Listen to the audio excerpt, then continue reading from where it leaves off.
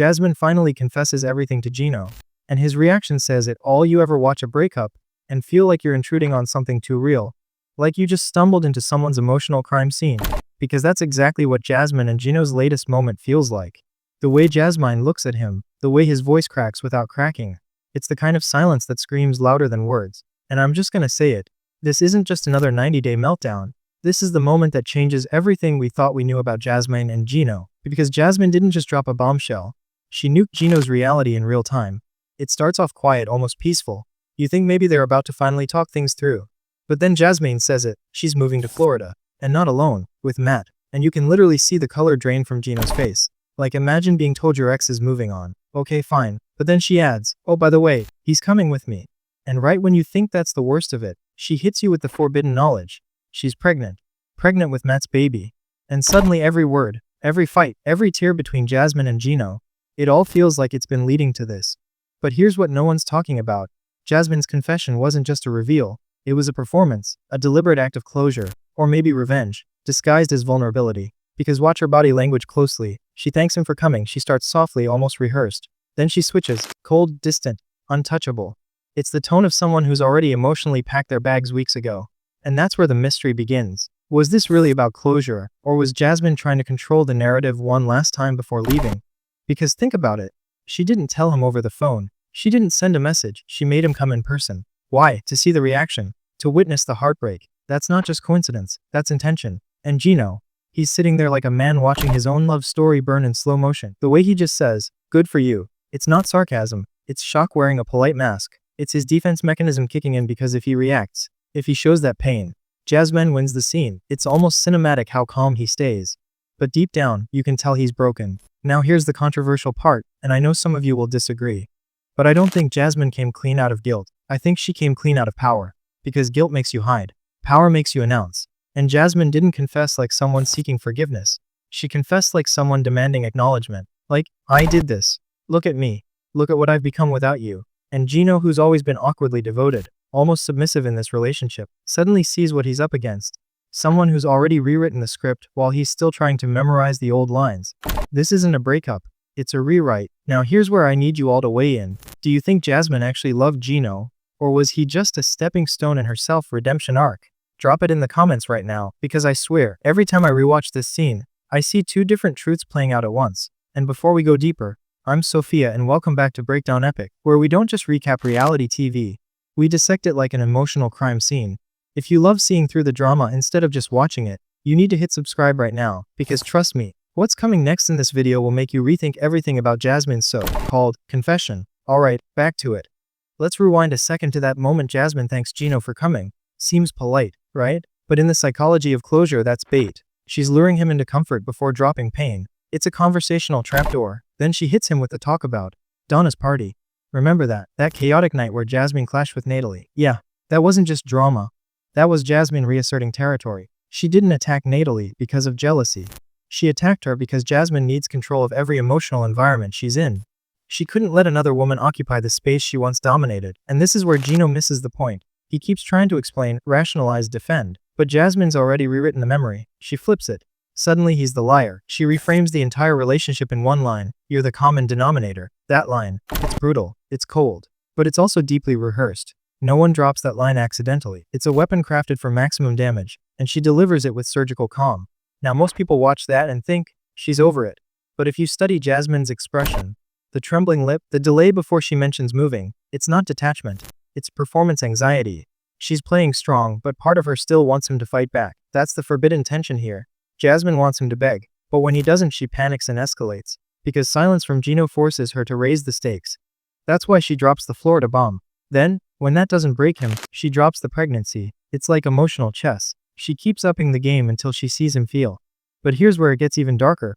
When Jasmine says, I didn't plan it, it just happened. You can hear the subconscious guilt bleeding through. Because deep down, Jasmine knows that saying, just happened, is the universal code for I knew, but I didn't stop it. She's trying to moralize chaos. And Gino, he just sits there shattered but composed. That composure is what breaks her. She expected anger, heartbreak, tears. But instead, he gives her indifference. That's the real twist. Because when Jasmine says, this marks the end for us, and Gino replies, I already knew that. You can almost see the air leave her chest. For the first time, he took the power back. And that's the secret most people missed. Gino didn't lose this confrontation. Jasmine did. Because she wanted to define the ending, but Gino's quiet detachment stole that from her. It's poetic justice in real time. Now here's the secret pattern that connects all of Jasmine's biggest emotional reveals. She always frames chaos as accident. It just happened. It wasn't my intention. I didn't plan it. That's not guilt. That's image management. It's her survival strategy. She doesn't want to be seen as cruel. She wants to be seen as tragic. But reality check. Tragedy requires innocence. And innocence is the one thing Jasmine no longer has in Gino's eyes. You know what gets me every time about this scene? It's not the pregnancy reveal. It's not even the Florida move. It's that moment after. When Gino just quietly says, "Good for you." That's not approval. That's grief pretending to be polite. That's the sound a heart makes when it gives up trying to explain itself. And the wild part, Jasmine doesn't even flinch. She's not looking for comfort. She's looking for confirmation, the proof that she's won the breakup. Because for people like Jasmine, silence is a mirror. And Gino's silence reflects every regret she's trying to hide. Let's be honest, this woman has been living rent-free in Gino's emotional real estate for years. She knows every button, every look, every weakness. And still, in the end, she wanted him to see her as the one who moved on first. But here's the forbidden truth. People who have truly moved on don't need to announce it. They just go. Jasmine didn't go quietly. She orchestrated an exit interview. Why? Because closure wasn't the goal. Reaction was. And here's where it gets psychologically twisted. Jasmine's move to Florida isn't just physical distance, it's narrative distance. She's rewriting her identity somewhere Gino can't fact check it. Think about it, new city, new man, new baby, that's not coincidence. That's a controlled rebrand. Yet, when she says, "It just happened," you can almost feel her hoping he'll interrupt, say something, fight back, anything. But he doesn't. He lets her words fall flat on the floor, and in doing that, Gino wins the quiet war. That, right there, is emotional judo, using her own momentum to defeat her. You ever notice that the calmest people in a breakup usually carry the deepest scars? That's Gino in this scene. His body's still, but his eyes, they look like they've seen ghosts. And if we're being brutally honest, Gino's heartbreak didn't start with Jasmine's pregnancy. It started the moment he realized he was in love with an illusion, the Jasmine who existed only in his memory. But let's pull back the curtain on the Florida move for a second, because something feels off. Jasmine claims she doesn't want Gino to hear it from anyone else. But who exactly would tell him? Matt, the producers. Someone conveniently close enough to leak it. That line isn't protection. It's performance guilt. It's her saying, "I'm doing something hurtful, but I want to look noble doing it." Classic image defense. Now, I know a lot of you are thinking, Sophia, maybe she's just finally moving on. Maybe she's just happy. And sure, maybe. But then explain this. Why mention the baby at all? Why not let that news stay private? Because she needed to drop one final emotional grenade. Something that says, "You can't ever catch up to me now." That's not closure. That's a competition. And yet, ironically, Gino doesn't take the bait. He sits there, politely detached, while she talks herself into justification. He even asks, "Is there anything else?" Like a man closing a customer service call, not a breakup. It's almost darkly comedic. She's building a tragedy, and he's just signing the paperwork. You can see Jasmine losing control as he refuses to react. When she says, "This marks the end for us," and he calmly replies, "I already knew that." It's the first time in their entire relationship that she doesn't have the final word.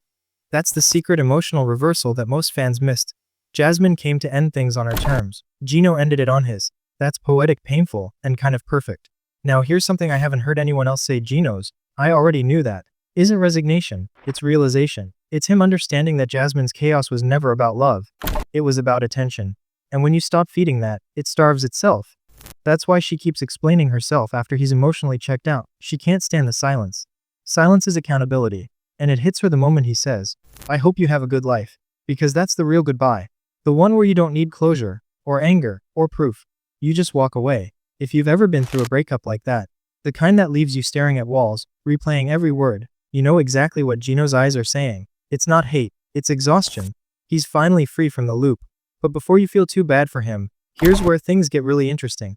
Because if you dig into the timeline, there's a theory. And it's wild. Some fans believe Jasmine's pregnancy reveal wasn't as spontaneous as she made it sound. There were whispers that she was already in talks about moving to Florida before she and Matt, accidentally, got close. If that's true, then this wasn't an accident. It was a calculated escape route. Now, I'm not saying Jasmine planned the pregnancy, but if you watch her eyes right before she says, "We're gonna have a baby," there's a flicker, that half-second of fear that happens when you tell a truth you've been sitting on for too long. That's the forbidden tell. And that's what separates confession from manipulation. Timing. Because confession wants peace. Manipulation wants reaction. Guess which one this was? Exactly. And here's the thing. The audience was meant to side with Jasmine here. The way the scene's shot, the sad music, the softened lighting, it all frames her as the victim finally finding happiness. But emotionally, the power balance flips halfway through. Gino stops being the fool, and Jasmine stops being the main character. It's storytelling inversion. The quiet underdog finally wins by saying nothing at all. Now let's talk about that final line. Good life. It's not a blessing. It's a eulogy. It's Gino burying what's left of his emotional investment. He doesn't say, I hope you're happy. He says, good life. One word shorter but 1,000 times colder. That's what happens when closure turns into finality. And this is where I want to hear from you guys.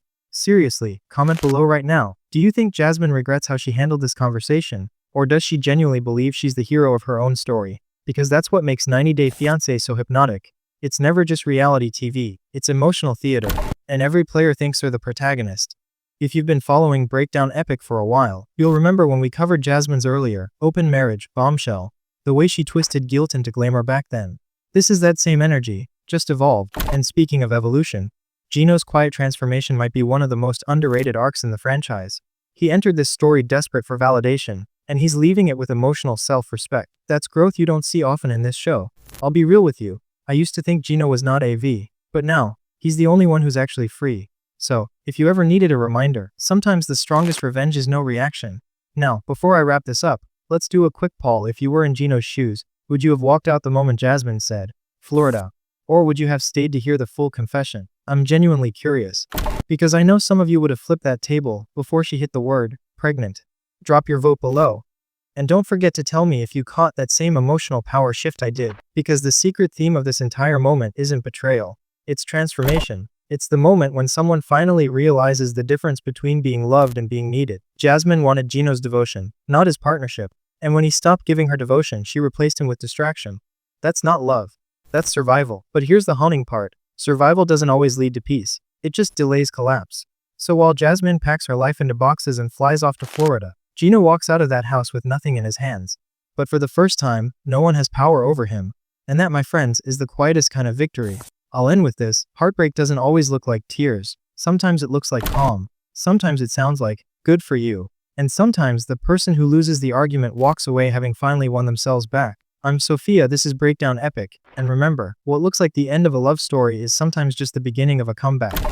Now go hit that like button, share this video with someone who needs a reality check about their Jasmine, and tell me in the comments who really ended this relationship, Jasmine or Karma. Until next time, stay curious, stay bold, and never underestimate the power of silence.